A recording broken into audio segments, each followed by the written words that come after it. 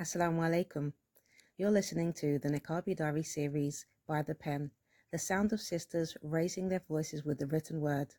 I'm your host Samar, and thank you for listening. Don't forget to like, share and subscribe.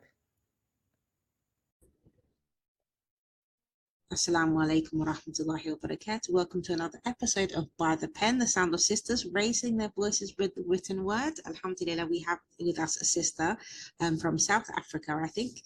Sister, could you please introduce yourself and tell the listeners about your book, inshallah? Assalamu alaikum, sister. Thank you for having me. My name is Waheeda Joosab. I am from South Africa, from the East Coast on Durban. And I have written a book entitled Kismet, For Roses to Blossom, Water the Thorns. And it hasn't yet reached the publication phase, but we're almost there. And inshallah, very soon it'll be on the bookshelves. Okay, mashallah, tabarakallah. It sounds very interesting. So tell us, what is your book about, sister? Well, it's a Muslim romance. I'll jump right in there. So the genre is a Muslim romance. It's about a young, I don't want to give too much of the plot away, but it's about a young couple who get married under unconventional circumstances, a very unconventional context.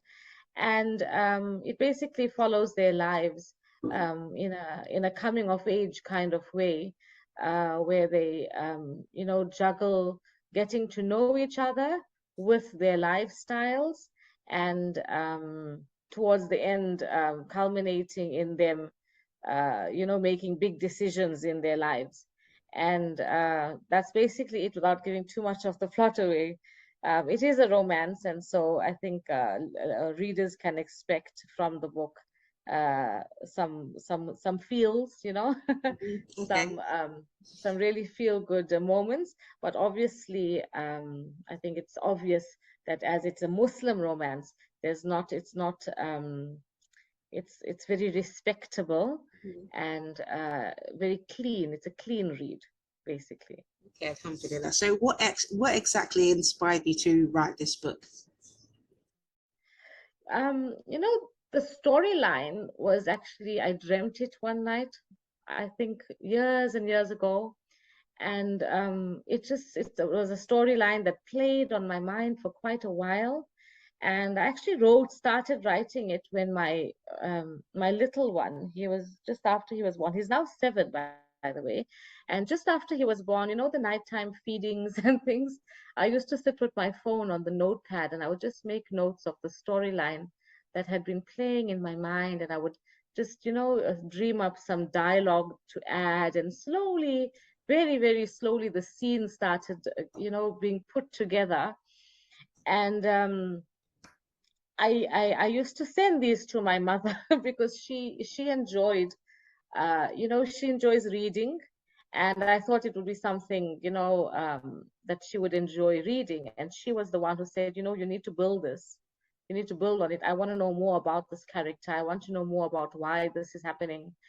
And one day I just said, let me put all these notes together into and see where it goes. And I did do that. And it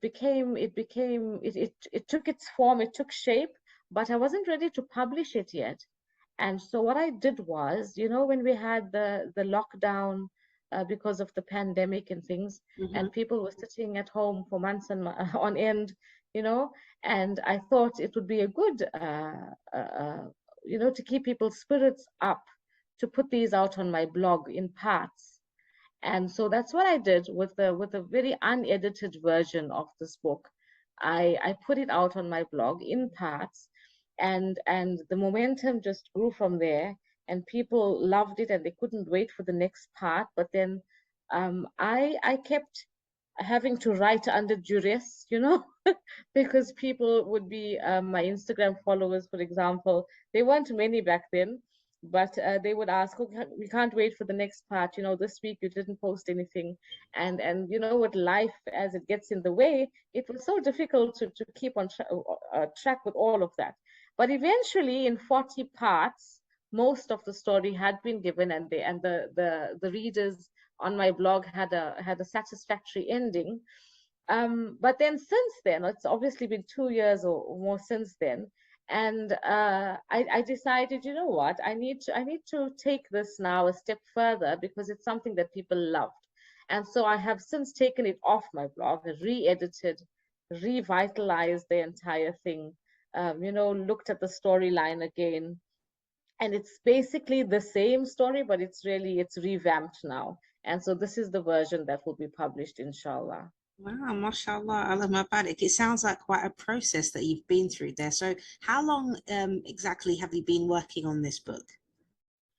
So, like I said, my son's 7 years old now, so I'd like to say seven for 7 years. Wow, subhanallah. That's beautiful. I think it's nice when you like kind of take time to do, you know, these kind of things, especially like for novels. I don't know, like I don't know. I suppose it's just like going with the flow, isn't it? So however long it takes, and I think like from what you said, it sounds like your process has sounded quite very natural. So you've had a natural flow, and not only that, you've tested the waters as well with having Mhm. putting them out as blog posts too. So with your blog, did you have a blog prior to putting out these chapters of the book or snippets of the book, or was it what did you establish your blog for the book itself, or for these these little tasters Yeah. of the book?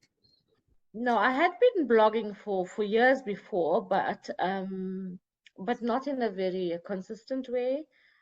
In fact, when I looked back on it, I surprised myself because I think I started a blog, the first blog in 2006, and I used to just share little snippets of poetry that I had written, but along the lines, those that blog got lost somewhere in cyberspace, and then I went big into crochet. I love crocheting, any crafty things that have to do with wool and a hook. And so I love to crochet. And so I had a blog for a while where I used to share my crochet projects. Um, and then eventually I streamlined it. And when I started just before my second son was born, the same 7-year-old one, just before he was born, I started putting on the niqab. I started wearing niqab. And so I wrote a blog post about my reasons for going into niqab, and that's where people started asking me more questions about it, and I decided, let me use this blog as a way to share my own experiences.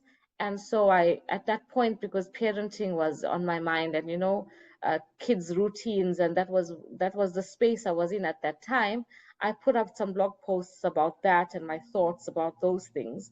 And then it just I had no plan for the blog. There was no blog plan like how you see these days. You have a schedule for months in advance. It wasn't like that. It was basically very slow blogging. As the inspiration hit, I would just go with it. And then I decided, obviously, when I wanted to put out the story in parts, I said, well, this would be then the perfect platform, because I mean it's an existing platform. And then I didn't have many readers and followers, but then with social media and WhatsApp and Facebook and Instagram, the word just spread, and people started visiting the blog, and I was so um, I was very excited. I remember one day in December, very close to the Christmas period, and I noticed that my blog had 820 hits in one day, and Wow, it mashallah. was yeah, it was basically because of this story. And I can't remember which part of the story it was. I can go back and check, but it was a very exciting time in my life, to know that people want to read this, Hmm. and that is what made me get the ball rolling, so to speak, and to get it out there. Okay, mashallah. Allah Mubarak. So what would you say has been your biggest challenge in this writing process? Because you've taken your time with it, and it seems like it's come very naturally to you as well. But would you say there's been any major challenges? Nothing major, except that I'm juggling quite a few balls at the moment, Hmm. and I always have been. So I'm an educator. I didn't mention this at the beginning, but I'm an educator. I teach in a primary school, and then I'm also I have my degree in psychology, and so I offer counseling Oh, to Mubarak. women. That's And fantastic. and then on top of it all, obviously our first priority is our family, husband, children, and just general parents, being a family person. And then it seems that the things that, as a woman, the things that I want to do, I want to be in a headspace where I can write all the time because I absolutely enjoy it. But it's not always feasible because we Exactly. have so many other responsibilities that we need to take care of first. Yes. And I know one of the biggest things, it's always been on my mind that am I taking time away from something else that I have to be doing something that I want to be doing. And Yes. it's always, it weighs heavily on my mind. So that I would say is my personal biggest challenge, juggling everything. Okay, mashallah. And would you say that you always wanted to be an author, or did you think that that's something you would become? I didn't think I would be an author, but I knew I would be a writer of sorts. I thought it would stop at just doing blog posts and, getting my ideas out via my blog. I always enjoyed writing poetry. And I found a book that I had kept from high school with all sorts of silly poems that I had written back in the day. And it got me thinking, of two teachers, in fact, in my high school who encouraged me to write. And they used to read, and when I look at it now, it's like silly poetry, but they obviously saw something in it. And when I read it now critically, I say, wow, the young me think in this way. And I plan on publishing some of these on my blog so that I can get others to also enjoy it. But I always knew writing was somewhere in there, but I never thought that it would reach author stage. Mashallah. Mashallah, alhamdulillah. So you said that you're looking to publish the book soon. So have you got a date set for it, or is it still undecided? There's nothing absolutely set in stone yet, but I'm looking at late November. But Allah Ta'ala is the best of planners, and inshallah, we'll see where it goes from there. Inshallah. And what kind of advice would you give to sisters who are thinking about writing a book? I'm going to give the advice that I have read everywhere, and the advice that, I mean, it's probably cliche now, but you just need to start. Just start. Don't worry about your grammar. Don't worry about, just put your storyline down and start somewhere. I mean, I started on the notepad of my phone. I started in the middle of the night, when we used to do the nighttime feedings. Mm-hmm. It was like that. I just started. And so I advise others to just start. Alhamdulillah. So and as well, I wanted to ask you about like who has been your biggest supporters while writing this book? It's been quite a journey. So who would you say is your biggest supporters? Well, obviously, my family, because my mother, firstly, because she was the first one who read those little snippets, and she was the one who first encouraged me. But obviously this wouldn't be complete if I didn't thank my husband, because I mean, he understood that the writing is something that is important to me, and he gives me the time. He sees to the kids, etc., and some other responsibilities, just to give me the time to be able to do what I need to do, especially now that we've come so late in the state, in the publishing process, and I've got editing, and I've got other, deadlines to meet and things. And he would just take over and he'll say, I'll do this so you can get half an hour more to sit at your laptop. And that really, really helps. But my group of teachers that I work with, my colleagues, they have been absolute gems in supporting me, and, just talking to women about when they discuss the storyline, for example, on my blog, and they would ask questions or they would make comments, and it would inspire me to take the story into a different route, or to include a certain aspect that would be interesting to include. And so I have to thank them as well, because they've been absolute wonderful supporters. So my family, my colleagues, you know and then obviously now currently my editor, who I saw that you had interviewed, Nasrin Variawa, recently, I think about a year Yes, ago. yes, yes, Yes. mashallah. Yeah. And so I'm working with her, and she's such a gem, Yeah, she is, Allah Mubarak. absolutely. She's lovely. And She really is. She's been guiding me on the process because I'm fairly new to all of this, Mhm. author kind of a mindset. And so she's been helping me, holding my hand and just taking me along the way. So definitely have.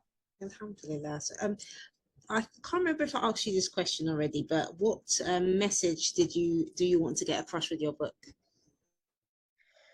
Right. So the message that I would like to give off is basically to keep Islamic values in our lives Mm-hmm. when we're making major decisions. That's the overall message. And specifically when it comes to marriage, Mm-hmm. I would love my readers to learn that marriage is not a bed of roses, and it takes a lot of work and time and effort from both sides to make a marriage work. And and social media gives us a very biased view of what marriage is supposed to be. And I think the youth of today, the ones who are nearing the marrying age, they need to realize that it's not what they see on the screen, and it's not what they read in hectic romance novels Yes. that's going to shape what their um, marriage is going to be. So I try to give a very realistic view of what marriage is and look at both sides. Um, look at the side also of outside influences in your marriage. Mm. I touched on that in the book as well. The divorce rates are so high. It's so worrying. I feel that people, the younger ones, the ones who are aiming to, on the road to marriage, they need to know how to maneuver themselves Yes. in such a way that they can uh, set their mindsets to keep a happy marriage, but a marriage of contentment. I don't know if I'm making Yes, sense absolutely. because No, it definitely you makes know a lot of sense. It and definitely. then the next thing is also I think throughout the novel I touched on the fact that everything good and bad, all things are from Allah subhanahu wa ta'ala, and it's all a test on us, and it's the way that we respond to that test that's the important you know thing. And so to aim to always keep our spirituality high so that our resilience is high. So that's a very important thing that I hope my readers take away from the novel. Absolutely. Mashallah, tabarakallah. That's a really beautiful message. And I'm interested in reading your book. So I'm definitely looking forward to its release. Oh, Where inshallah. where do you intend to like will the book be available? Okay, so at first I'll focus mostly on South Africa, but I will do an ebook option for overseas. Okay, great. So I'm looking at the bookshops here. Hopefully, if I could get it into the bigger bookshops, it would be amazing. But Mhm. otherwise, it would start with our local, the Muslim bookshops, things like that. But I'm gonna aim high. Yes, I'm of gonna say it's course. gonna be available everywhere, and then we'll see, inshallah, what Allah Ta'ala is planning. And inshallah, it'll reach you soon as well, inshallah. Oh, definitely. I think you've already got an audience online, so you have to do the you have to do an ebook for us with Yeah, your means. Do you inshallah. know what I mean? I'm sure there's a lot of people that are expecting this book that don't live in South Africa. So yeah, and definitely that I am one of them. So yeah, I'm looking forward to Oh, reading your book. Jazakallah. Thank Yeah, you. sister. Alhamdulillah. Jazakallah khair for joining me today. I really appreciate your time. You Pleasure for to, having me, my darling. Thank you for giving me the opportunity to be on your platform. inshallah, we're looking forward to the release of your book. And hopefully when you do get the dates, inshallah, you just contact me and then I can at least put that like the links on everything in the description box. If you have it online available, that people will be able to get access to your book, inshallah. Oh, perfect. Jazakallah. Wa iyaki, sister. Assalamu alaikum wa rahmatullahi wa barakatuh. Wa alaikum salam wa rahmatullahi wa barakatuh.